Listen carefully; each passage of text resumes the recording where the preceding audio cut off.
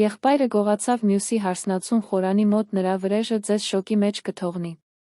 Կարող եք պատկերացնել ձեր կյանքի ամենավատ օրը։ Հիմա բազմապատկեք դա հազարով։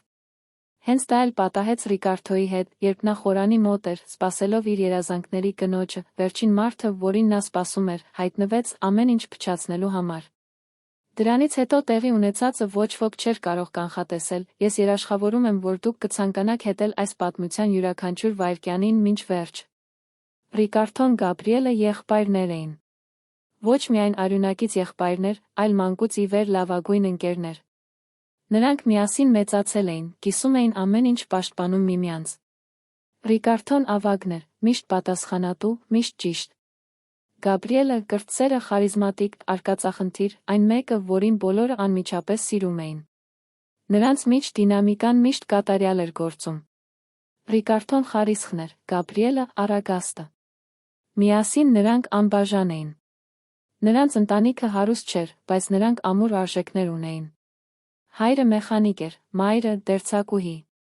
Նրանք իրենց երեխաներին սովորեցնում էին, որ ընտանեկան հավատարմությունը գերակա է, որ եղբայրը չի դավաճանում եղբորը, որ արյունը արյուն է։ Ռիկարդոն այս ուսմունքները լուրջ էր ընդունում։ Գաբրիելը նույնպես, կամ գոնե բոլորը այդպես էին կարծում։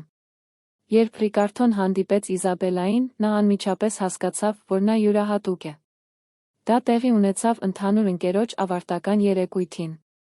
Նա հենվել էր բարի վրա, ժպտում էր բջջային հեռախոսին, երբ Ռիկարդոն մոտեցավ խմիչք պատվիրելու, նրանց հայացքները հանդիպեցին։ Կարծես ամբողջ աշխարհը մի վայրկյան կանգ առավ։ Նա երբեք չէր հավատացել առաջին հայացքից սիրուն մինչ այդ պահը։ Երկուսը սկսեցին հանդիպել։ Իզաբելան այն էր, ինչ Ռիկարդոն երբեք ցանկացել էր։ Խելացի, զվարճալի, սիրալիր։ Նա աշխատում էր որպես ճարտարապետ մի փոքր ընկերությունում, երազելով մի օր սեփական գրասենյակը բացելու մասին։ Ռիկարդոն քաղաքացիական ինժեներ էր, աշխատում էր շինարարական ընկերությունում։ Նրանք խոսում էին միասին կյանք կառուցելու մասին, բառացիորեն փոխաբերական իմաստով։ Նրանք ծրագրեր էին կազմում, երազում, պատկերացնում էին այն տունը, որ կունենային, այն երեխաներին, որ մեծացնեին։ Բնականաբար, Ռիկարդոն Իզաբելային ծանոթացրեց իր ընտանիքի հետ։ Եվ, բնականաբար, նա նրան ծանոթացրեց Գաբրիելի հետ։ Այդ ընթրիքի ժամանակ Գաբրիելը ճիշտ այնպիսին էր, ինչպիսին միշտ էր, հմայիչ, զվարճալի, ուշադիր։ Նա պատմում էր նրանց մանկության զվարճալի պատմություններ, ստիպեց Իզաբելային ծիծաղել երեկոն դարձնել կատարյալ։ Ռիկարդոն նայում էր իր եղբոր ու ընկերուհուն, որոնք այդքան լավ էին շփվում, իրեն լիակատար երջանկություն էր զգում։ Երկու մարդիկ, որոնց նա ամենից շատ էր սիրում աշխարհում, բացի իր ծնողներից, կապվում էին։ Եթե ձեզ դուր է գալիս այս պատմությունը, սպասեք, մինչ իմանաք, թե ինչ է կատարվում հաջորդիվ, քանի որ իրադարձությունների զարգացումն ավելի լարված է, քան դուք պատկերացնում եք։ Անցան ամիսներ։ Ռիկարդոն Իզաբելան նշանվեցին 2 տարվա հանդիպումից հետո։ Ամուսնության առաջարկը պարզ էր, բայց կատարյալ։ Ռիկարդոն Իզաբելային տարավ լողափ, որտեղ նրանք առաջին անգամ համբուրվեցին, սպասեց մայրամուտին, ծնկի իջավ, հարցրեց, թե արդյոք նա ցանկանում է իր կյանքի մնացած մասն անցկасնել իր հետ։ Երջանկության արցունքների միջից նա համաձայնվեց։ Գաբրիելը առաջիններից մեկն էր, ով իմացավ ամուր գրկեց եղբորը, ասելով, որ ուրախ է նրա համար։ Հարսանիքի նախապատրաստական աշխատանքները սկսվեցին։ Իզաբելան փայլում էր, պլանավորելով ամեն մի մանրուք։ Ռիկարդոն անհանգիստ էր, օրերը հաշվում։ Իսկ Գաբրիելը? Գաբրիելը միշտ մոտակայքում էր։ Օգնում էր նախապատրաստական աշխատանքներին, առաջարկություններ էր անում, կատարյալ քավորն էր։ Նա առաջարկեց օգնել Իզաբելային ծաղիկներ ընտրել։ Նա օգնեց համտեսել բուֆետի ճաշացանկը։ Նա միշտ հասանելի էր, միշտ ներկա, միշտ օգտակար։ Ռիկարդոն հրաշալի էր համարում եղբորը այդքան ներգրավված տեսնելը։ Նրա մտքով անգամ չէր անցնում, որ ինչ-որ բան այն չէ։ Նա երբեք ոչինչ չէր կասկածում, երբ Գաբրիելն ու Իզաբելան միասին ծիծաղում էին որե ներքին կատակի վրա։ Նա երբեք չէր կասկածում, երբ Իզաբելան պատահաբար հիշատակում էր, որ հանդիպել է Գաբրիելի հետ, բարգատրումները քննարկելու համար։ Նա երբեք չէր պատկերացնում, որ աշխարհում ամենաշատը վստահող մարդը ներսից էր կործանում իր կյանքը։ Ճշմարտությունը սկսեց բացահայտվել հարսանիքից 3 շաբաթ առաջ։ Մի օր Ռիկարդոն աշխատանքից շուտ տուն վերադարձավ։ Իզաբելան հեռախոսով էր խոսում, մեղմ ծիծաղում էր, խոսում էր Ռիկարդոյին լավ ծանոթ տոնով։ Այդ տոնն էր, որ նա օգտագործում էր նրա հետ, երբ նրանք հանդիպում էին, այդ քաղցր մտերիմ տոնը։ Երբ նա հասկացավ, որ Ռիկարդոն այնտեղ է, արագ անջատեց հեռախոսը, ասաց, որ ընկերուհի է փոխեց թեման։ Ռիկարդոն ստամոքսում ինչ-որ տարօրինակ բան զգաց, բայց վանեց այդ զգացումը։ Նա վստահում էր նրան։ Նա լիովին վստահում էր նրան։ 2 օր անց Ռիկարդոն ստիպված էր օգտագործել Իզաբելայի նոութբուքը, քանի որ իրենը նորոգում էին։ Նա ասաց, որ դա խնդիր չէ, որ կարող է օգտագործել այն։ Երբ Ռիկարդոն բացեց համակարգիչը, դիտարկիչի պատուհանը դեռ բաց էր։ Դա Իզաբելայի Գաբրիելի միջ էլեկտրոնային նամակագրություն էր։ Ռիկարդոն չէր ուզում կարդալ այն, չէր ուզում խախտել նրա անձնական կյանքը, բայց առաջին թեման, որը նա տեսավ, հետյալն էր։ Երեկվա մասին։ Ռիկարդոյի սիրտը կանգ առավ։ Նա թերթեց զրույցը։ Կարդաց հաղորդագրություններ, որոնք փշրեցին նրա աշխարհը։ Հաղորդագրություններ, որոնք խոսում էին գաղտնի հանդիպումների մասին։ Թաքնված համբույրների մասին։ Այն մասին, թե որքան դժվար էր թաքցնել իրենց զգացմունքները։ Այն մասին, թե ինչպես Գաբրիելը չէր կարողանում դադարել մտածել նրա մասին։ Այն մասին, թե ինչպես էր Իզաբելան շփոթված, պատառոտված, սիրահարված 2 եղբայրներին։ Ռիկարդոն այնպիսի զգացողություն ուներ, կարծես ստամոքսին հարված ստանար։ Նա չէր կարողանում շնչել։ Նա կարդում էր յուրաքանչյուր հաղորդագրություն, յուրաքանչյուր բառ, զգալով, թե ինչպես է ցավը տարածվում իր մարմնով մեկ, ինչպես թույն։ Դավաճանությունը մեկ մարդուց չէր, որին նա սիրում էր, այլ 2-ից։ Եվ նրանցից մեկը նրա եղբայրն էր, նրա լավագույն ընկերը, նա, ով երդվում էր միշտ լինել իր կողքին։ Նա փակեց նոութբուքը, դուրս եկավ տնից։ Նա աննպատակ վարում էր, արցունքները մշուշում էին նրա տեսողությունը։ Նա կանգ առավ ճանապարհի մեջտեղում գտնվող բենզալցակայանի մոտ մեքենայի մեջ գոռաց, մինչ կոկորդը ցավեց։ Ինչպես էր սա պատահել։ Ինչպես կարող էին 2 մարդիկ, որոնց նա ամենաշատն էր վստահում, դա անել նրա հետ։ Դուք պետք է շարունակեք հետել, հասկանալու համար Ռիկարդոյի հաջորդ քայլի մասշտաբը, քանի որ այն, ինչ թվում էր անհաջող, միայն սկիզբն էր։ Ռիկարդոն ուշ գիշերով տուն վերադարձավ։ Իզաբելան անհանգստացած էր, մի քանի անգամ զանգահարեց, հաղորդագրություններ ուղարկեց։ Նա ոչ մեկին չպատասխանեց։ Երբ նա ներս մտավ, նա վազեց նրան գրկելու, հարցնելով, թե ինչ է պատահել, որտեղ է նա։ Ռիկարդոն նրբորեն հրեց նրան ուղղակիորեն հարցրեց. Կա ինչ-որ բան, որ ուզում ես ինձ պատմել քո Գաբրիելի մասին։ Իզաբելայի դեմքը սպիտակեց։ Նա սկսեց կակազել, հերքել, արդարանալ։ Բայց Ռիկարդոն ասաց, որ կարդացել է հաղորդագրությունները։ Հետո նա կանգ առավ։ Նա նստեց բազմոցին, սկսեց լաց լինել։ Նա ասաց, որ չի ուզում, որ դա պատահեր, որ դա պատահական չէր, որ այն սկսվել էր անմեղորեն մեծացել։ Նա ասաց, որ սիրում է Ռիկարդոյին, բայց որ շփոթել էր իր զգացմունքները Գաբրիելի նկատմամբ։ Նա ասաց, որ ներողություն է խնդրում։ Ռիկարդոն լուր լսում էր ամեն ինչ։ Նրա մի մասը ուզում էր գոռալ, հայհոյել, կոտրել ամեն ինչ։ Բայց մեկ այլ մասը, բանական մասը, հաշվարկում էր։ Մտածում էր։ Պլանավորում։ Նա հարցրեց Իզաբելային, թե արդյոք նա իսկապես ուզում է ամուսնանալ իր հետ, թե նա խնդրում է մնալ Գաբրիելի հետ։ Իզաբելան երդվեց, որ ուզում է ամուսնանալ Ռիկարդոյի հետ, որ Գաբրիելը սխալ է եղել, որ ինքը խզելու է կապը, որ դա այլևս երբեք չի կրկնվի։ Ռիկարդոն գլխով արեց։ Նա ասաց, որ իրեն որոշ ժամանակ է պետք մտածելու համար։ Նա կրկին դուրս եկավ տնից, ուղիղ գնաց Գաբրիելի բնակարան։ Նա թակեց դուռը, մինչ եղբայրը բացեց այն, քնկոտ, հարցնելով, թե ինչ է կատարվում։ Ռիկարդոն ներս մտավ առանց հրավերի, փակեց դուռը, ասաց. Իզաբելան ինձ ամեն ինչ պատմեց։ Գաբրիելը սառեց։ Սկզբում նա փորձեց շղթել դա, բայց երբ տեսավ Ռիկարդոյի հայացքը, հանձնվեց։ Նա ասաց, որ սիրահարվել է նրան, որ չի կարող իրեն զսպել, որ գիտի, որ սխալվում է, բայց սիրտը չի ենթարկվում բանականությանը։ Նա ասաց, որ երբեք չի ցանկացել վիրավորել Ռիկարդոյին, բայց որ Իզաբելայի հանդեպ իր զգացած սերը իրական է։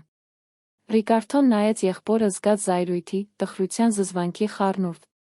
Նա հարցրեց, թե արդյոք Գաբրիելը պատկերացում ունի, թե ինչ էր արել, արդյոք հասկանում է, որ ոչնչացրել է ոչ միայն իրենց հարաբերությունները, այլ ամբողջ ընտանիքը։ Գաբրիելը գլուխը կախեց, ասաց, որ գիտի, որ ինքն էլ է տառապում։ Ռիկարդոն անհամբեր ծիծաղեց հեռացավ։ Հաջորդ մի քանի օրերի ընթացքում Ռիկարդոն ոչ մեկի հետ չխոսեց։ Նա չպատասխանեց ծնողների, Իզաբելայի, Գաբրիելի զանգերին։ Նա փակվեց հյուրանոցում մտածեց։ Նա շատ մտածեց։ Նա մտածեց հարսանիքը չեղարկելու մասին։ Նա մտածեց երկուսին էլ հրապարակայնորեն բացահայտելու մասին։ Նա մտածեց պարզապես անհետանալու նոր կյանք սկսելու մասին ինչ-որ այլ տեղ։ Բայց հետո նրա մտքում սկսեց ձևավորվել մի գաղափար։ Մի գաղափար, որը հանճարեղ էր, սարսափելի։ Նա տուն գնաց Իզաբելային ասաց, որ ներում է նրան։ Որ հարսանիքը կընթանա իր բնականոն հունով։ Որ նրանք միասին կհաղթահարեն սա։ Իզաբելան թեթացած էր, երախտապարտ խոստացավ, որ իր կյանքի մնացած մասը կփոխհատուցի իրեն։ Ռիկարդոն ժպտաց գրկեց նրան, բայց ներսում նա լիովին դատարկ էր։ Նա փնտրեց Գաբրիելին ասաց, որ չնայած ամեն ինչին, չի ուզում կորցնել եղբորը։ Որ պատրաստ է ներել, բայց կարիք ունի, որ Գաբրիելը խոստանա այլս երբեք մոտ չգալ Իզաբելային։ Գաբրիելը խոստացավ, գրկեց Ռիկարդոին, ասաց, որ նա աշխարհի լավագույն եղբայրն է, որ այլս երբեք չի հիասթափեցնի նրան։ Ռիկարդոն գրկեց նրան, բայց զգաց միայն սառնություն։ Ոչ ոք չգիտեր, որ Ռիկարդոն ոչինչ չէր ներել։ Նա պարզապես կյանքի էր կոչում իր կողմից երբե մշակված ամենաբարդ վրեժխնդրության ծրագիրը։ Եվ դուք չեք հավատա, թե ինչ սառնությամբ ճշգրտությամբ էր նա կատարում յուրաքանչյուր քայլը։ Հարսանիքի օրը հասավ։ Եկեղեցին գեղեցիկ զարդարված էր, լի սպիտակ ծաղիկներով մոմերով։ Հյուրերը ժամանեցին շփտերես հուզված։ Ռիկարդոյի ընտանիքը ուրախ էր, նշելով, թե ինչպես է իրենց որդին վերջապես իրականացնում ընտանիք կազմելու իր երազանքը։ Իզաբելայի ծնողները հպարտ էին իրենց փայլուն դստերով։ Գաբրիելը այնտեղ էր, որպես քավոր, ժպտում էր, ողջունում էր մարդկանց, ծածնում, թե ամեն ինչ նորմալ է։ Ռիկարդոն շուտ ժամանեց։ Նա բոլորին հանգիստ դիմավորեց, աչքերին չհասնող ժպիտով։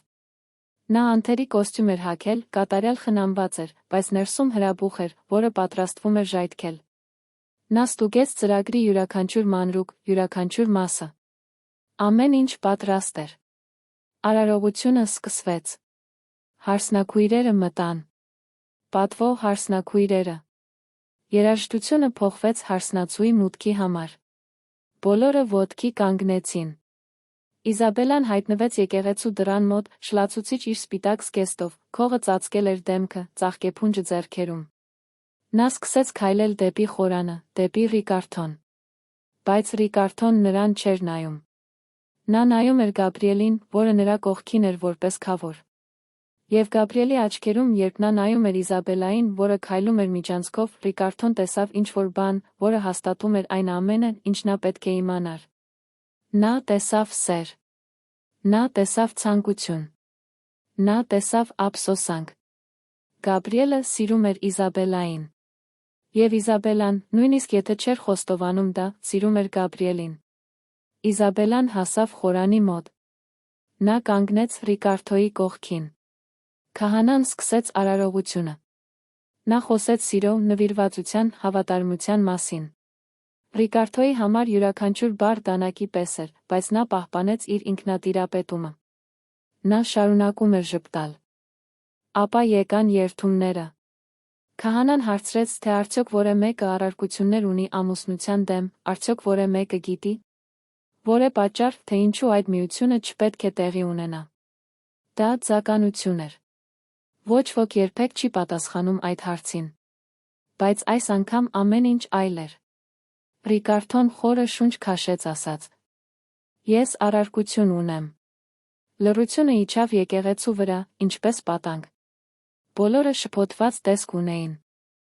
Իզաբելան դարձավ Ռիկարդոյի կողմը, լայն բացված աչքերով։ Քահանան լուռ էր։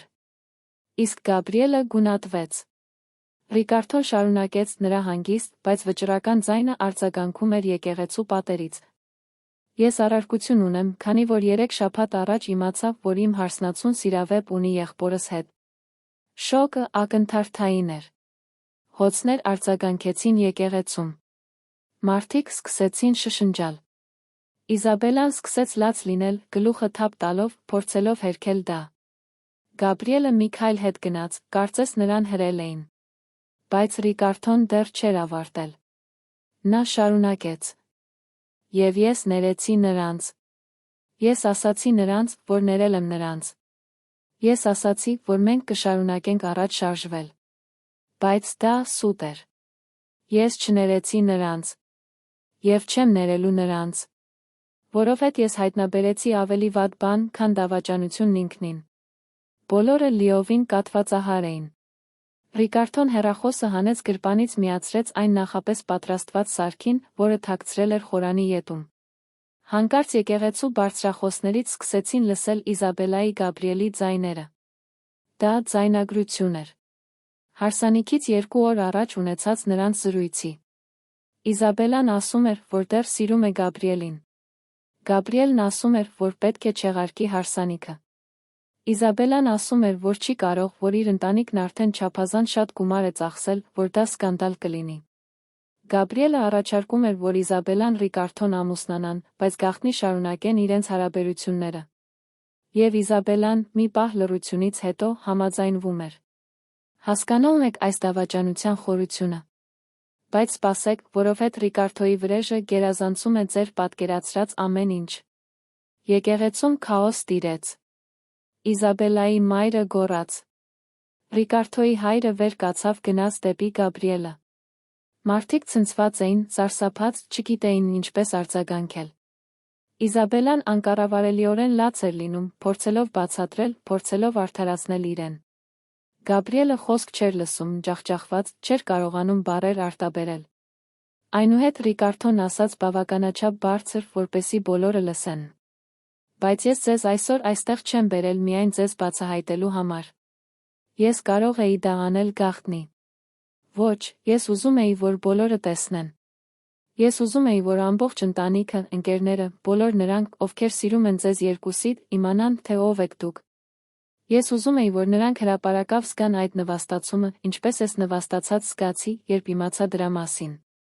Իզաբելան ծնկի իջավ, ներողություն խնդրելով, ասելով, որ այդ ամենը սխալ է եղել։ Գաբրիելը փորձեց մոտենալ Ռիկարդոյին, փորձել բացատրել, բայց Ռիկարդոն նրան հեռացրեց։ Չհամարձակվես ինձ դիպչել, ասաց նա այնպիսի սառնությամբ, որ Գաբրիելին ստիպեց նահանջել։ Այնուհետ Ռիկարդոն դիմեց հյուրերին, ասաց. Բայց կա ավելին։ Որովհետև տեսնում եք, վերջին 20 օրվա ընթացքում, երբ ես հայտնաբերեցի դավաճանությունը, ես պարզապես նստած չեմ եղել, ձայնագրել եմ զրույցները։ Ես հետաքննություն եմ անցկացրել։ Եվ ես մի քանի հետաքրքիր բաներ եմ հայտնաբերել։ Նա նորից վերցրեց հեռախոսը, սկսեց լուսանկարներ ցույց տալ։ Գաբրիելի Իզաբելայի միասին լուսանկարներ հյուրանոցներում։ Ռիկարդոյի ջնջված հաղորդագրությունների լուսանկարներ։ Գաբրիելի կողմից Իզաբելային կատարված բանկային փոխանցումների լուսանկարներ, որոնցով նա օգնում էր վճարել հարսանիքի ծախսերը, ինչը բացատրում էր, թե ինչպես նա կարողացավ իր աշխատավարձով թույլ տալ այդքան թանկ հարսանիք։ Յուրաքանչյուր պատկեր դավաճանության նոր շերտ էր բացահայտվում։ Բայց Ռիկարդոն դեռ չէր ավարտել։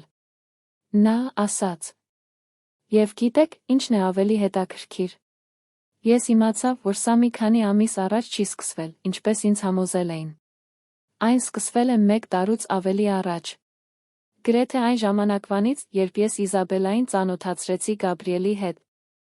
Նրանք ամբողջ ընթացքում ծիծաղում էին ինձ վրա։ Ռիկարդոյի մայրը սկսեց լաց լինել։ Հայրը կարմրել էր զայրույթից, նայելով Գաբրիելին այնպիսի զզվանքով, ինչպիսին իր կրտսեր որդին երբեք չէր տեսել։ Ռիկարդոյի ընկերները ցնցված էին։ Իսկ Իզաբելայի ընկերներն ու ընտանիքը սարսափած էին այն բացահայտումից, թե ով է նա իրականում։ Այնուհետ Ռիկարդոն արեց մի բան, որին ոչ ոք չէր սպասում։ Նա վերցրեց մատանիները, խորանից նետեց գետնին։ Նա նայեց Իզաբելային, ասաց. Կարող ես պահել զգեստը։ Համարիր այն հրաժեշտի նվեր։ Ախ, որպեսի իմանաս, այն բնակարանը, որը մենք միասին էինք գնում։ Ես անցյալ շաբաթ հանեցի քո անունը պայմանագրից։ Հիմա այն ամբողջությամբ իմ անունով է։ Քո ներդրած գումարը։ Մտածիր այն գինը, որը վճարում ես դավաճանության համար։ Իզաբելան գոռաց, որ սա անօրինական է, որ ինքը դատի է տալու։ Ռիկարդոն սառնորեն ժպտաց ասաց. «Կարող ես փորձել։ Բայց իմ փաստաբաններն արդեն պատրաստ են։ Եվ նրանք ունեն բոլոր ապացույցները, որ դու պլանավորում էիր դավաճանել ինձ նույնիսկ հարսանիքից հետո։ Հաջողություն, դա դատավորին բացատրելու հարցում»։ Ապա Ռիկարդոն դիմեց Գաբրիելին։ Եվ այն, ինչ նա ասաց հաջորդը, ավելի կործանարար էր։ «Ինչ վերաբերում է քեզ, սիրելի եղբայր, հուսով եմ Իզաբելան արժանի էր դրան։ Որովհետև դու այսօր եղբոր չկորցրեցիր։ Ես երեկ երեկոյան խոսեցի հորս հետ, երբ նրան ցույց տվեցի բոլոր ապացույցները։ Նա համաձայնեց ինձ հետ, որ դու արժանի չես ընտանեկան բիզնեսի մաս կազմելուն։ Մեխանիկական արհեստանոցը, որը նա պատրաստվում էր փոխանցել մեզ երկուսին, հիմա այն միայն իմն է։ Ժառանգությունը, որը հավասարապես բաժանվեց, նա վերաշարադրում է կտակը։ Գաբրիելը գունատվեց։ Դու չես կարող դա անել, կակազեց նա։ Ես ոչինչ չեմ արել, պատասխանեց Ռիկարդոն։ Դու ես դա արել։ Դու կործանեցիր այս ընտանիքը։ Դու կործանեցիր վստահությունը։ Եվ հիմա դու ապրելու ես հետանքների հետ։ Ռիկարդոյի հայրը վեր կացավ գլխով արեց, ամեն ինչ հաստատելով, նայելով Գաբրիելին հիասթափությամբ ու զայրույթով լի աչքերով։ Դու այլս իմ որդին չես, ասաց նա, յուրաքանչյուր բառ մահվան դատավճռի պես էր։ Շարունակեք կարդալ, քանի որ Ռիկարդոյի վրեժը դրանով չի ավարտվում, այն, ինչ կպատահի հետո, ցույց կտա, թե որքան հեռու կարող է գնալ դավաճանված մարդը։ Ռիկարդոն սկսեց քայլել դեպի եկեղեցու ելքը։ Բայց հեռանալուց առաջ նա կանգ առավ վերջին անգամ շրջվեց։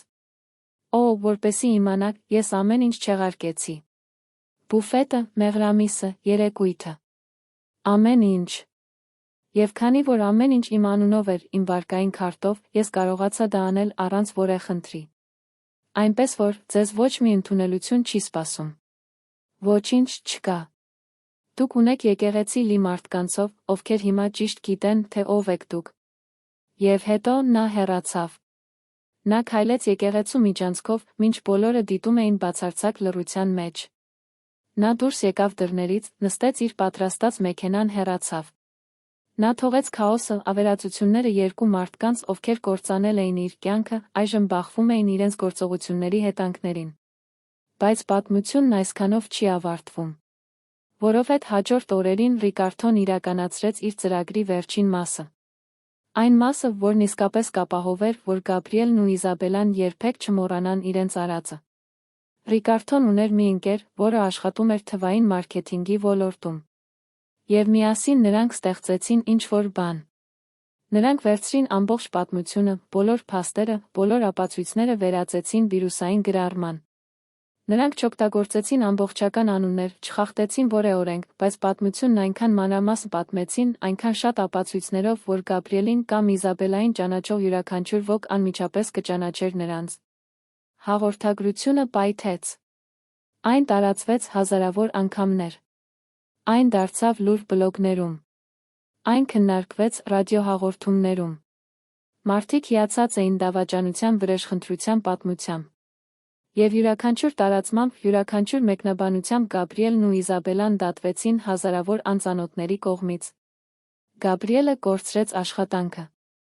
Նա աշխատում էր ընտանեկան բիզնեսում, որը պատկանում էր հոր ընկերոջը, երբ պատմությունը տարածվեց, նրան անմիջապես ազատեցին աշխատանքից։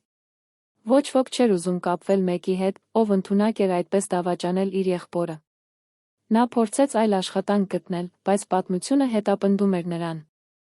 Նրա անունը առցանց որոնող հավաքագրողները գտան սկանդալի հղումներ։ Իզաբելան նա մասնագիտական հետանքներ ունեցավ։ Ճարտարապետական ընկերությունը, որտեղ նա աշխատում էր, խիստ քաղաքականություն ուներ էթիկական վարքագծի վերաբերյալ, հատկապես այն պատճառով, որ նրանք հիմնականում աշխատում էին պահպանողական ընտանեկան հաճախորդների հետ։ Երբ պատմությունը հրապարակվեց, նրանք խնդրեցին նրան կամավոր հրաժարական տալ, խուսափելու համար աշխատանքից ազատման գործընթացից, որն էլ ավելի կարատավոր էր նրա ռեզյումեն։ Նրանց ընտանիքները կործանվեցին։ Իզաբելայի ծնողները, որոնք շատ կրոնական պահպանողական էին, այնքան ամաչում էին, որ մտածում էին մեկ այլ քաղաք տեղափոխվելու մասին։ Նրանք հեղինակություն ունեին համայնքում, ակտիվ էին եկեղեցում, հիմա ստիպված էին գործ ունենալ իրենց մեջքի ետում քննադատական հայացքների շշուկների հետ։ Ռիկարդոյի Գաբրիելի մայրը փորձեց միջնորդել, փորձեց հաշտեցնել որդիներին։ Բայց Ռիկարդոն անզիջում էր։ Նա ասաց, որ Գաբրիելին տվել է ամեն ինչ, վստահություն, սեր, հավատարմություն, որ Գաբրիելը ամեն ինչ դեն է նետել։ Վերադարձ չկար։ Գաբրիելը մի քանի անգամ փորձեց կապ հաստատել Ռիկարդոյի հետ։ Նա ուղարկեց հաղորդագրություններ, նամակներ, փորձեց ներկայանալ նրա տանը։ Սակայն Ռիկարդոն արգելափակել էր կապի բոլոր ձերը, երբ Գաբրիելը վերջապես անձամբ ներկայացավ, Ռիկարդոն զանգահարեց ոստիկանություն, ստացավ արգելող որոշում։ Իզաբելան նույնպես փորձեց։ Նա հաղորդագրություններ ուղարկեց, ասելով, որ ներողություն է խնդրում, որ իր կյանքի ամենամեծ սխալն է թույլ տվել, որ ամեն ինչ կանի այն հետ վերցնելու համար։ Ռիկարդոն երբեք չպատասխանեց։ Նա պարզապես ջնջեց ամեն ինչ, շարունակեց իր ճանապարհը։ Բայց ահա այն հատվածը, որը ձեզ խոսքը կտրի այն մասին, թե իրականում որքան հեռու է գնացել Ռիկարդոյի վրեժը։ Չկայացած հարսանիքից մոտ 2 ամիս անց Գաբրիելն ու Իզաբելան սկսեցին պաշտոնական հարաբերություններ։ Ի վերջո, նրանք ամեն ինչ կորցրել էին միմյանց պատճառով, ուստի որոշեցին, որ գոնե միասին կմնան։ Դա հարաբերություն էր, որը ծնվել էր մեղքի զգացումից, ամոթից, ամեն ինչ կորցնելուց հետո միայնակ չլինելու հուսահատությունից։ Ռիկարդոն ամեն ինչ դիտում էր հեռվից։ Ընդհանուր ընկերների, սոցիալական ցանցերի միջոցով։ Եվ նա սպասում էր։ Նա համբերատար սպասում էր։ 6 ամիս անց Գաբրիելն ու Իզաբելան հայտարարեցին իրենց նշանադրության մասին։ Դա հուսահատ փորձ էր հասկանալու տեղի ունեցածը, արդարացնելու պատճառած ցավը, ասելով, որ դա իսկական սեր է։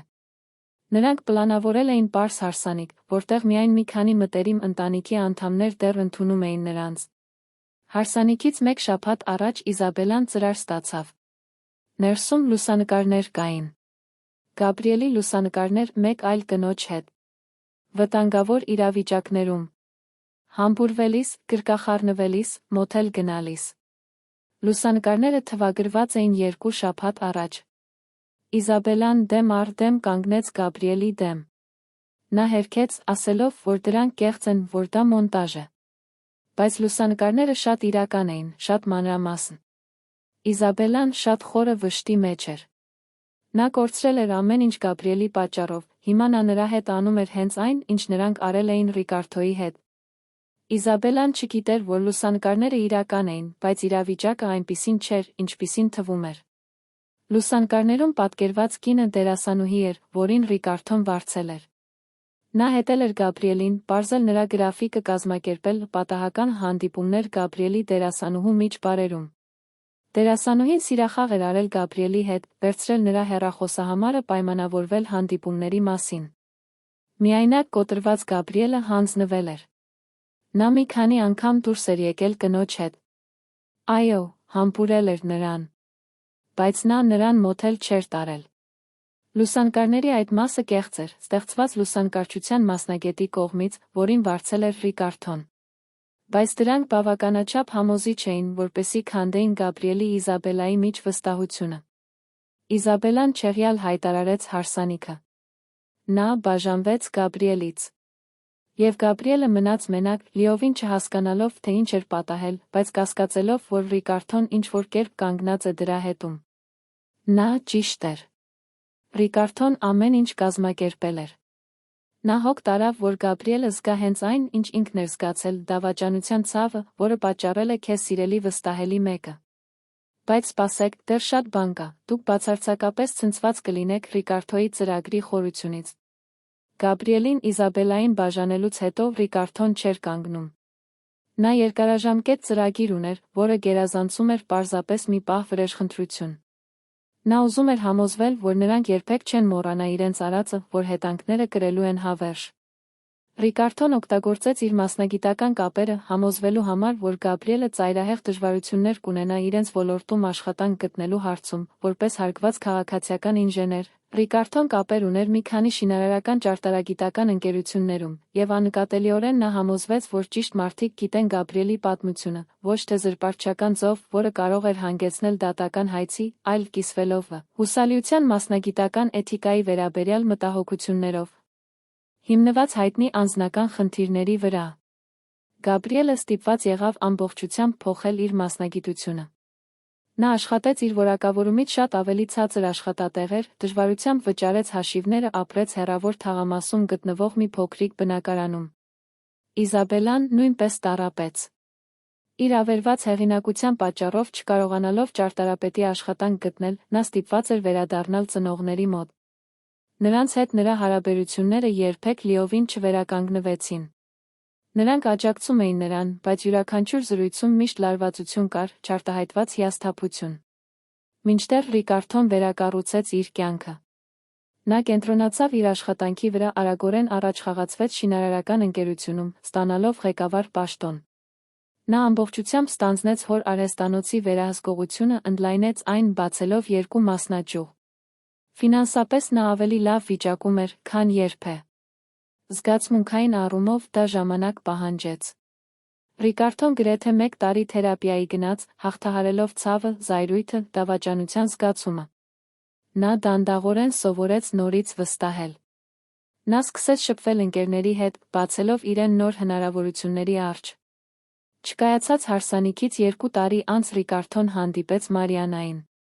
Նա գրականության պրոֆեսոր էր, զգայուն խելացի։ Նրանք հանդիպեցին գրախանութում, երկուսն էլ միաժամանակ ձեռքը մեկնելով նույն գրքին։ Դա նման էր ֆիլմի մեկնարկի, Ռիկարդոն թույլ տվեց իրեն անկեղծորեն ժպտալ երկար ժամանակ անց առաջին անգամ։ Մարիանան գիտեր պատմությունը։ Ռիկարդոն սկզբից անկեղծ էր, նա ամեն ինչ պատմեց նրան։ Կինը լսում էր առանց դատելու, ասում, որ նրա անցյալը չի որոշում, թե ով է նա հիմա։ Նրանք սկսեցին հանդիպել, Իզաբելայից հետո առաջին անգամ Ռիկարդոն զգաց, որ կարող է իսկապես սիրել մեկին։ 1.5 տարի անց Ռիկարդոն Մարիանան ամուսնացան։ Դա փոքր, մտերիմ արարողություն էր, որին ներկա էին միայն մտերիմ ընտանիքը, իսկական ընկերները։ Գաբրիելը հրավիրված չէր։ Ռիկարդոյի մայրը լաց էր լինում, դեռս տխուր իր երեխաների բաժանումից, բայց հասկանում էր, որ որոշ վերքեր չափազանց խորն են բուժվելու համար։ Հարսանիքը գեղեցիկ էր, լի անկեղծ սիրով։ Եվ երբ Ռիկարդոն «այո» ասաց խորանի մոտ, նա նայում էր մեկի աչքերին, ում գիտեր, որ հավատարիմ է, ազնիվ, իսկապես սիրում է իրեն։ Դա բոլորովին նոր սկիզբ էր։ Բայց Ռիկարդոյի վրեժխնդրությունն ուներ մեկ վերջին փուլ։ Փուլ, որը նա պլանավորել էր սկզբից, համբերատար սպասելով հարմար պահին։ Մարիանայի հետ ամուսնանալուց 3 տարի անց Ռիկարդոն նա ունեցան իրենց առաջնեկին։ Առողջ գեղեցիկ տղա, որը լցրեց նրանց կյանքը ուրախությամբ։ Ռիկարդոն լուսանկարներ հրապարակեց սոցիալական ցանցերում, կիսվելով իր երջանկությամբ աշխարհի հետ։ Գաբրիելը տեսավ լուսանկարները։ Նա տեսավ եղբորը, որին դավաճանել էր, լիովին երջանիկ, լիովին բավարարված, այն ընտանիքի հետ, որի մասին միշտ երազել էր։ Իսկ Գաբրիելը մենակ էր, դեռ պայքարում էր, դեռ տառապում էր տարիներ առաջ կատարած իր ընտրությունների հետանքներից։ Իզաբելան նույնպես տեսավ դա։ Նա դեռս աննկատ հետում էր Ռիկարդոյին սոցիալական ցանցերում, չկարողանալով լիովին կտրվել։ Ռիկարդոն տեսավ այն կյանքը, որը կարող էր իրենը լինել։ Գեղեցիկ տունը։ Սիրող ամուսինը։ Մանուկը։ Ամեն ինչ, ինչ նա դեն էր նետել եսասիրական կործանարար կրքի համար։ Եվ այդ ժամանակ Ռիկարդոն կատարեց իր վերջին քայլը։ Նա կազմակերպեց մի հսկայական երեկույթ, որդու մկրտությունը նշելու համար։ Նա հրավիրեց քաղաքի գրեթե բոլորին, ընտանիքի բոլոր անդամներին, բոլոր ընկերներին։ Դա մի հսկայական, տոնական միջոցառում էր, լի սիրով, ուրախությամբ։ Գաբրիելն ու Իզաբելան, իհարկե, հրավիրված չէին։ Բայց բոլոր նրանց ծանոթները այնտեղ էին։ Եվ բոլորը լուսանկարներ, տեսանյութեր, հաղորդագրություններ էին հրապարակում այն մասին, թե որքան օրհնված էր Ռիկարդոն, որքան գեղեցիկ էր նրա ընտանիքը, որքան էր նա արժանի այդ ամբողջ երջանկությանը, այն ամենից հետո, ինչի միջով անցել էր։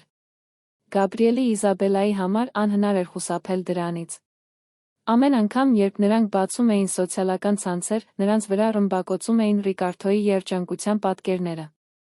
Դա անընդհատ հիշեցում էր այն ամենի մասին, ինչ կորցրել էին, այն ամենի մասին, ինչ ոչնչացրել էին։ Բայց Ռիչարդը դա չարեց միայն նրանց դեմքին դա շփոթելու համար։ Նա դա արեց, որովհետև անկեղծորեն երջանիկ էր։ Որովհետև ես առաջ էի շարժվել։ Որովհետև նա հաղթել էր ոչ թե դառնության միջոցով, այլ կորցրածից ավելի լավ կյանք կառուցելով։ Ռիկարդոյի վերջնական վրեժը Գաբրիելին Իզաբելային ոչնչացնելը չէր, չնայած նա դա էլ արեց։ Նրա վերջնական վրեժը նրանցից անկախ լիովին երջանիկ լինելն էր։ Դա ցույց տալն էր, որ ինքը նրանց կարիքը չունի, որ նրանց կյանքն այժմ իր համար ոչինչ չի նշանակում։ Դա այնքան լիովին առաջ շարժվելն էր, որ նրանք դառնային անտեղի։ Տեսնում եք, թե ինչպես է այս պատմությունը ոչ միայն վրեժխնդրություն։ Այն դժվարությունները հաղթահարելու, թունավոր մարդկանց ձեր ապագան չորոշելու մասին է։ Այդ օրվանից անցել էր 5 տարի։ Ռիկարդոն այժմ 35 տարեկան էր, 2 երեխա, ամուր ամուսնություն ծաղկող բիզնես։ Նա հազվադեպ էր մտածում Գաբրիելի կամ Իզաբելայի մասին։ Երբ մտածում էր, այլս զայրույթ չէր զգում։ Նա միայն ոչինչ չէր զգում։ Լիակատար անտարբերություն։ 33 տարեկան Գաբրիելը դեռ միայնակ էր։ Նա վերջապես լավ աշխատանք էր գտել մեկ այլ քաղաքում, հեռու իր մեծանալուց, որտեղ ոչ ոք չգիտեր նրա պատմությունը։ Բայց նա ամեն օր մեղքի զգացում էր կրում։ Նա թերապիայի էր դիմել, աշխատել էր իր վրա, բայց ընտանիքի հետ հարաբերությունները երբեք լիովին չէին վերականգնվել։ Հայրը երբեմն խոսում էր նրա հետ, բայց միշտ որոշակի սառնությամբ։ Մայրը փորձում էր կապ պահպանել իր 2 որդիների հետ, բայց դա ցավոտ էր նրա համար։ Իզաբելլան նույնպես տեղափոխվել էր։ Նա գնացել էր երկրի հարավ, նորից սկսել կյանքը մի փոքրիկ քաղաքում, որտեղ աշխատանքի էր անցել տեղական ճարտարապետական ընկերությունում։ Նա մի քանի անգամ հանդիպել էր, բայց երբեք չէր կարողացել լիովին նվիրվել դրան։ Մեղքի ամոթի զգացումը հետապնդում էր նրան։ Նա թերապիայի էր դիմել, աշխատել էր հասկանալու, թե ինչու է արել այն, ինչ արել է, ինքն իրեն ներելու վրա։ Դա երկար ցավոտ գործընթաց էր։ Մի օր, դեպքից 5 տարի անց, Գաբրիելը վերջապես համարձակություն գտավ նամակ գրելու Ռիկարդոյին։ Նա պատասխան չէր սպասում, ներում չէր սպասում։ Բայց նա պետք է նամակը հրապարակեր։ Նամակում Գաբրիելը ստանձնեց ամբողջ պատասխանատվությունը։ Նա ասաց, որ իր արածի համար ոչ մի արդարացում չկա, որ նա դավաճանել է ոչ միայն եղբորը, այլ իր լավագույն ընկերոջը։ Նա ասաց, որ լիովին հասկանում է Ռիկարդոյի վրեժը, որ եթե ինքը Ռիկարդոյի տեղում լիներ, հավանաբար ավելի վատ բան կաներ։ Նա ասաց, որ ներողություն չի խնդրում, քանի որ գիտի, որ դրան արժանի չէ, այլ ուզում է, որ Ռիկարդոն իմանա, որ անկեղծորեն զղջում է, որ այդ ընտրությունների բեռը հավերժ կկրի։ Նա նամակն ավարտեց, ասելով, որ Ռիկարդոյին երջանկություն է մաղթում, որ ուրախ է սոցիալական ցանցերի միջոցով տեսնել, որ գտել է իսկական երջանկություն, որ հույս ունի, որ մի օր, գուցե մեկ այլ կյանքում, նրանք կրկին եղբայրներ կլինեն։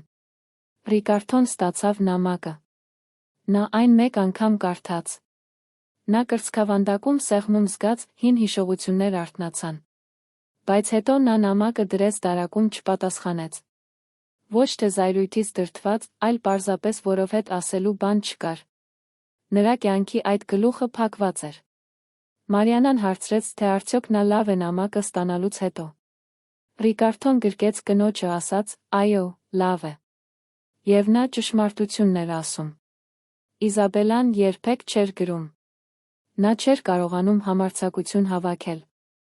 Բայց նա առաջ էր շարժվել, որքան հնարավոր էր լավ։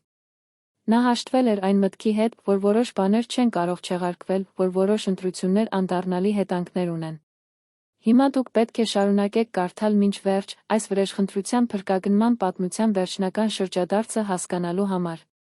Խորանի մոտ տեղի ունեցած ճակատագրական օրվանից 7 տարի անց Ռիկարդոյի Գաբրիելի մայրը մահացավ։ Դա հանկարծակի էր, սրտի կաթվածից։ Նա ընդամենը 64 տարեկան էր։ Ցավը անսահման էր ողջ ընտանիքի համար։ Հուղարկավորության ժամանակ Ռիկարդոն Գաբրիելը 7 տարվա ընթացքում առաջին անգամ տեսան միմյանց։ Ամեն ինչ լարված էր, անհարմար։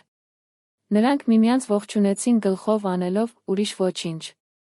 Ամբողջ արարողության ընթացքում նրանք կանգնած էին եկեղեցու հակառակ կողմերում։ Հայրը շատ էր վշտացած։ 40 տարվա կնոջ կորուստը հարված էր, որից նա գիտեր, որ երբեք լիովին չի վերականգնվի։ Եվ 2 որդիներին այդքան հեռու տեսնելը, որոնք այդ պահին նույնիսկ միմյանց մխիթարելու անկարող էին, ամեն ինչ ավելի վատ թարացրեց։ Հուղարկավորությունից հետո հայրը խնդրեց առանձին խոսել իր 2 որդիների հետ։ Նրանք նստեցին մի սենյակում, խորը լռություն տիրեց։ Հայրը, արցունքն աչքերին, ասաց. Ձեր մայրը վերջին 7 տարիներն անցկացրեց ձեր երկուսի համար սրտխառնոցով։ Նա հասկանում էր, թե ինչ էր արել Գաբրիելը։ Նա հասկանում էր Ռիկարդոյի զայրույթը։ Բայց դա նրա համար ոչ մի կերպ չէր նվազեցնում որդիների այսպես բաժանված տեսնելու ցավը։ Եվ հիմա նա չկա, իսկ դուք դեռ թակարդված եք ցավի վրեժխնդրության այս շրջապտույտի մեջ։ Նա շարունակեց. Ես չեմ խնդրում ձեզ նորից լավագույն ընկերներ լինել։ Ես չեմ խնդրում Ռիկարդոյին լիովին ներել։ Բայց որպես նրա մոր վերջին ցանկություն, ես խնդրում եմ, որ դուք գտնեք հաշտվելու միջոց։ Որ դուք կարողանաք գոնե նույն սենյակում լինել առանց այս ամբողջ լարվածության։ Նրա հիշատակի համար։ Ինձ համար։ Եվ, ի վերջո, ինքներդ ձեզ համար։ Ռիկարդոն Գաբրիելը լուռ մնացին։ Հոր խոսքերի ծանրությունը անսահման էր։ Գաբրիելն առաջինն էր, ով խոսեց, ձայնը խեղդված զգացմունքներից։ Հայրիկ, գիտեմ, որ ես քանդեցի այս ընտանիքը։ Գիտեմ, որ երբեք չեմ կարող լիովին շտկել այն, ինչ կոտրել եմ։ Բայց ուզում եմ, որ դու իմանաս, ուզում եմ, որ Ռիկարդոն իմանա, որ չկա մի օր, որ ես չզղջամ դրա համար։ Չկա մի օր, որ ես չցանկանամ վերադառնալ անցյալ այլ կերպ վարվել։ Նա դիմեց Ռիկարդոյին, ես չեմ սպասում քո ներմանը։ Ես դրան արժանի չեմ։ Բայց հուսով եմ, որ մի օր դու գոնե կդադարես ինձ ատելուց։ Ոչ թե ինձ համար, այլ քո համար։ Որովհետև գիտեմ, որ այդքան երկար ատելություն կրելը նա քեզ է վնասում։ Ռիկարդոն լսեց։ Երկար պահ նա ոչինչ չասաց։ Ապա խորը շունչ քաշեց ասաց. Ես քեզ չեմ ատում, Գաբրիել։ Ես քեզ տարիներ շարունակ չեմ ատել։ Անկեղծ ասած, ես պարզապես ոչինչ չեմ զգում։ Դու ինձ համար օտար ես դարձել։ Եվ դա որոշ առումով ավելի տխուր է, քան ատելությունը։ Նա շարունակեց. Բայց հայրը ճիշտ է։ Մայրը չէր արժանի այս ցավը կրելուն։ Եվ գուցե ժամանակն է, որ մենք գոնե փորձենք ինչ-որ չգիտեմ, քաղաքացիական համակեցություն։ Մենք չենք վերադառնա այն վիճակին, ինչ էինք։ Դա երբեք չի պատահի։ Բայց գուցե մենք կարողանանք նույն ընտանեկան տարածքում լինել, առանց այս ամբողջ ծանրության։ Հայրը թեթացած լաց եղավ։ Դա լիակատար հաշտություն չէր, բայց սկիզբ էր։ Դա ավելին էր, քան նա ունեցել էր 7 տարվա ընթացքում։ Հաջորդ ամիսներին Ռիկարդոն Գաբրիելը պահպանեցին նվազագույն, բայց հարգալից շփումը։ Ծննդյան օրվա հաղորդագրություններ։ Շնորհավորանքներ կարոր ամսաթվերի կապակցությամբ։ Ոչինչ խորը, ոչինչ մտերիմ, բայց քաղաքակիրթ։ Գաբրիելը Ռիկարդոյի երեխաներին հանդիպեց մեկ անգամ, հոր ծննդյան օրը ընտանեկան ճաշի ժամանակ։ Այն տարօրինակ էր, բայց խաղաղ։ Երեխաները չգիտեին պատմությունը, միայն գիտեին, որ նա այն հորեղբայրն էր, որը հեռու էր ապրում, որին նրանք հաճախ չէին տեսնում։ Ռիկարդոյի կինը Մարիանան տպավորված էր ամուսնու հասունությամբ ամեն ինչի հարցում։ Նա գիտեր, թե որքան դժվար էր դա նրա համար, բայց նա տեսնում էր, որ նա դա անում էր մոր հիշատակի հոր բարօրության համար։ Մոր մահից 2 տարի անց Գաբրիելը հայտնվեց ընտանեկան ճաշի, Պաուլա անունով մի կնոջ հետ, որը հատուկ կրթության ուսուցչուհի էր, բարի հանգիստ։ Նրանք հանդիպում էին մի քանի ամիս, Գաբրիելը զգուշավոր լավատեսորեն էր տրամադրված հարաբերությունների նկատմամբ։ Ռիկարդոն քաղաքավարիորեն ողջունեց Պաուլային։ Թշնամություն չկար, բայց ջերմություն էլ չկար։ Նա չեզոք էր։ Եվ գուցե այդ իրավիճակում չեզոքությունն այն լավագույնն էր, ինչ նրանք կարող էին անել։ Հայրը երջանիկ էր։ Իր երեխաներին նույն տարածքում տեսնելը, քաղաքավարի զրուցելը, թեկուզ մակերեսորեն, ավելին էր, քան նա երբե հույս ուներ կրկին զգալ։ Իսկ Իզաբելան ինչ կասեր։ Նա հետեց իր սեփական ճանապարհին, բոլորովին առանձին բոլորից։ Ի վերջո նա ամուսնացավ մի տղամարդու հետ, որին հանդիպել էր իր նոր քաղաքում, պատմության պրոֆեսորի, որը առանց դատելու ընդունում էր իր անցյալը։ Նրանք երեխաներ չունեին, նրա ընտրությամբ։ Իզաբելան զգում էր, որ արժանի չէ այդ լիակատար երջանկությանը, ինքն իրեն պարտադրված պատժին, որը նա կկրեր հավերժ։ Նա այլս երբեք չփորձեց կապ հաստատել Ռիկարդոյի կամ Գաբրիելի հետ։ Նա գիտեր, որ այդ պատմության մեջ իր համար տեղ չկար։ Նա ցավի կործանման կատալիզատոր էր, լավագույն բանը, որ կարող էր անել, հեռու մնալն էր։ Եվ սա վերջին մասն է, որը կստիպի ձեզ մտորել վրեժխնդրության, ներման մարդկային հարաբերությունների բարդությունների մասին։ Այդ օրվանից 10 տարի անց Ռիկարդոն արդեն 40 տարեկան էր։ 3 երեխա, ծաղկող բիզնես, ամուր ամուսնություն։ Նա այնպիսի դիրքում էր, որին երբեք չէր պատկերացնի, որ կհասնի Գաբրիելի Իզաբելայի պատճառած ավերածություններից հետո։ Մի գիշեր նա իր ավագ որդուն պառկեցնում էր քնելու։ Տղան, որը 8 տարեկան էր, հարցրեց. Հայրիկ, ինչու դու հորեղբայր Գաբրիելը այնքան մտերիմ չեք, որքան դու հորեղբայր Մարսելոն։ Մարսելոն Ռիկարդոյի լավագույն ընկերն էր, այնքան մտերիմ, որ երեխաները նրան հորեղբայր էին անվանում։ Ռիկարդոն լռեց։ Նա երբեք իր երեխաներին չէր պատմել ամբողջ պատմությունը։ Նրանք շատ փոքր էին։ Բայց հարցը նրան մտածելու տեղիք տվեց։ Ինչպես բացատրել երեխային դավաճանությունը, վրեժխնդրությունը, խզված հարաբերությունների բարդությունները։ Նա ասաց. Երբեմն որդիս, մեզ ցավ են պատճառում այն մարդիկ, ում սիրում ենք։ Եվ երբ դա տեղի է ունենում, նույնիսկ եթե մենք ի վերջո կարողանում ենք ներել, ամեն ինչ այլս երբեք նույնը չէ։ Ես հորեղբայր Գաբրիելը նման բան անցանք։ Նա շատ է ցավեցրել ինձ, վաղուց։ Եվ չնայած ես այլս չեմ բարկանում նրա վրա, ես նա չեմ կարող այնքան մտերիմ լինել, որքան նախկինում ենք։ Որդին մի պահ մտածեց, հարցրեց. Բայց դու նրան ներել ես։ Ռիկարդոն մտորեց. Արդյոք նա ներել էր։ Ես փորձում եմ, անկեղծորեն պատասխանեց նա։ Ներումը բարդ բան է։ Դա մի բան չէ, որ տեղի է ունենում միանգամից։ Դա գործընթաց է։ Եվ գուցե ես երբեք լիովին չներեմ։ Բայց ես սովորել եմ թույլ չտալ, որ զայրույթը կլանի իմ կյանքը։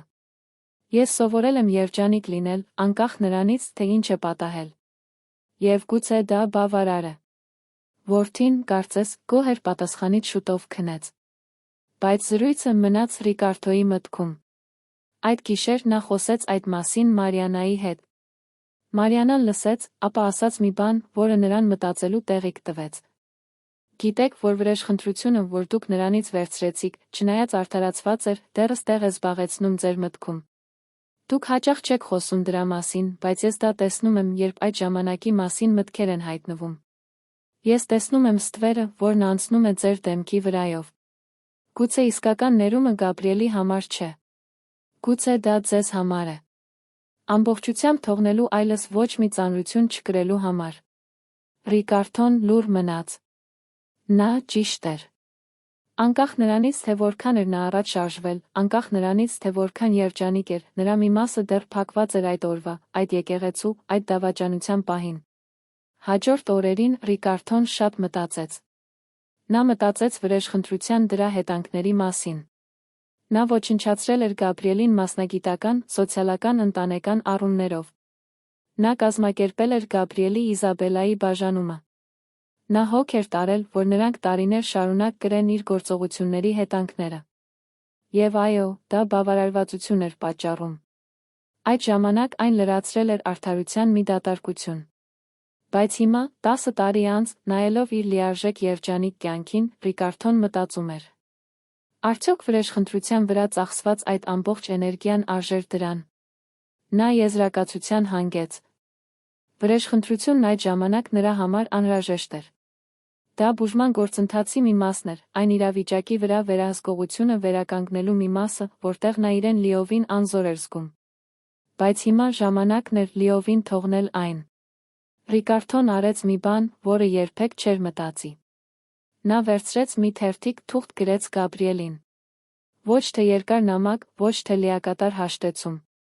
Այլ մի պարզ բան։ Գաբրիել, 10 տարի է անցել։ Ես չեմ ասի, որ մոռացել կամ լիովին ներել եմ։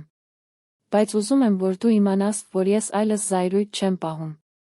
Քո արածը կործանեց ինձ այն ժամանակ, բայց նա ստիպեց ինձ վերականգնել ավելի լավ կյանք, քան ունեի։ Ես գտա իսկական սեր։ Ես կառուցեցի իսկական ընտանիք։ Եվ այսպես տարօրինակ կերպով ես գրեթե շնորհակալ եմ կատարվածի համար, քանի որ այն ինձ հասցրեց այնտեղ, որտեղ այսօր եմ։ Մենք չենք վերադառնա եղբայրներ լինելուն, ինչպես նախկինում էինք։ Բայց մենք կարող ենք եղբայրներ լինել նոր ծով։ Մի ծով, որը կճանաչի անցյալը, բայց չի փակվի դրա մեջ։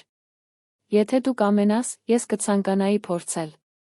Ոչ թե պարտավորվածությունից դրդված, այլ որովհետև կյանքը կարճ է, գուցե ժամանակն է, որ մենք երկուսս էլ լիովին առաջ շարժվենք։ Նա նամակն ուղարկեց, ոչինչ չսպասելով։ Այն ավելի շատ իր համար էր, քան Գաբրիելի։ Մեկ շաբաթ անց նա պատասխան ստացավ։ Գաբրիելը լաց էր լինում, երբ գրում էր, ինչը ակնհայտ էր նրա անփույթ ձեռագրից թղթի վրա առկա բծերից։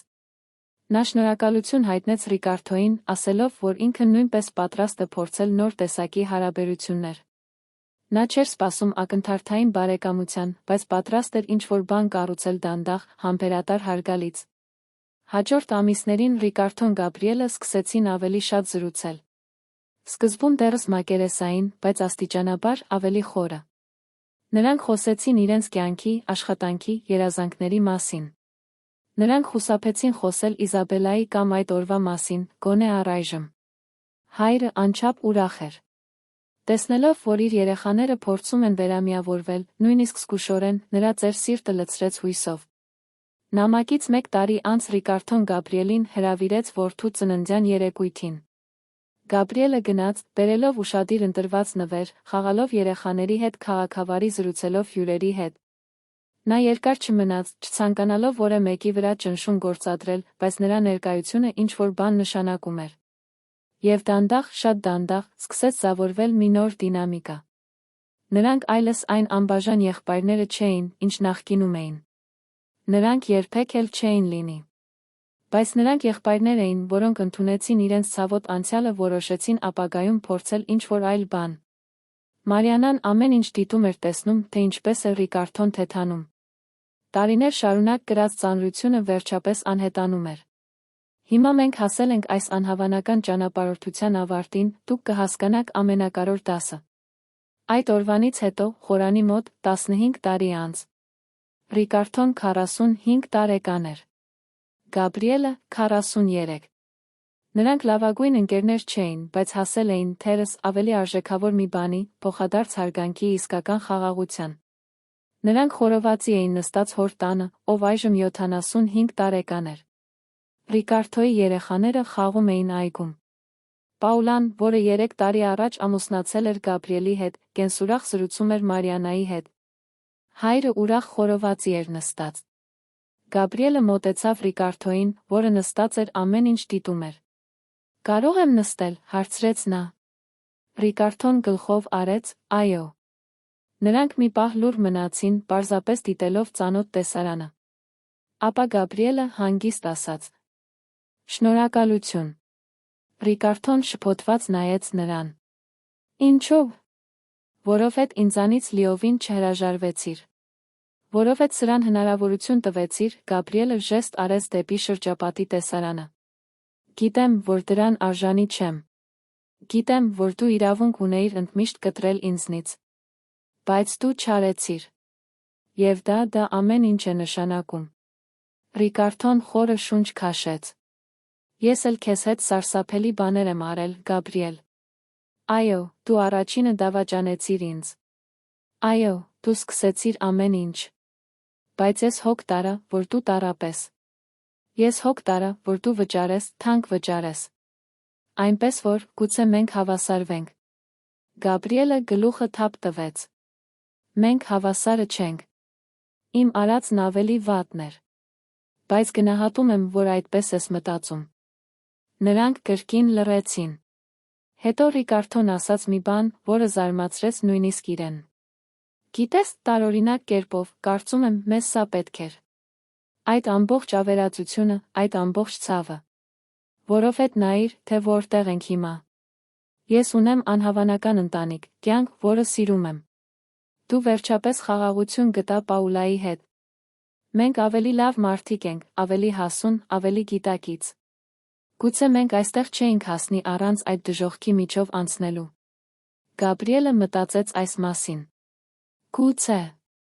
Բայց ես դեռ կցանկանայի, որ այդ ամբողջ ցավը չպատճառեի։ Ես նույնպես կնախընտրեի չզգալ դա, խոստովանեց Ռիկարդոն։ Բայց դա տեղի ունեցավ։ Եվ մենք անցանք դրա միջով։ Եվ մենք գոյատեցինք։ Եվ դա պետք է ինչ-որ բան նշանակի։ Այդ պահին Ռիկարդոյի երեխաները վազեցին նրանց մոտ, խնդրելով հորն ու հորեղբորը ֆուտբոլ խաղալ իրենց հետ։ Ռիկարդոն ու Գաբրիելը նայեցին միմյանց, ժպտացին։ Դա տարիներ առաջվա հեշտ, բնական ժպիտը չէր, բայց անկեղծ էր։ Նրանք վեր կացան գնացին երեխաների հետ խաղալու։ Եվ այդ պարզ պահին 15 տարվա ցավը վերջապես իսկապես սկսեց բուժվել։ Ռիկարդոյի, Գաբրիելի Իզաբելայի պատմությունը դավաճանության մասին է, այո։ Վրեժխնդրության մասին, անկասկած։ Բայց այն նա ներման բարդության մասին է, այն մասին, թե ինչպես կարող է ցավը մեզ ոչնչացնել կամ վերակառուցել, այն մասին, թե ինչպես երբեմն ամենավատ փորձառությունները մեզ տանում են դեպի լավագույն վայրերը։ Ռիկարդոն երբեք չմոռացավ, թե ինչ էր պատահել։ Դու երբեք չես մոռանա։ Սպիները կան, միշտ կլինեն։ Բայց սպիները պարզապես վերքերի հետքեր են, որոնք լավացել են։ Եվ նա վերջապես լավացել էր։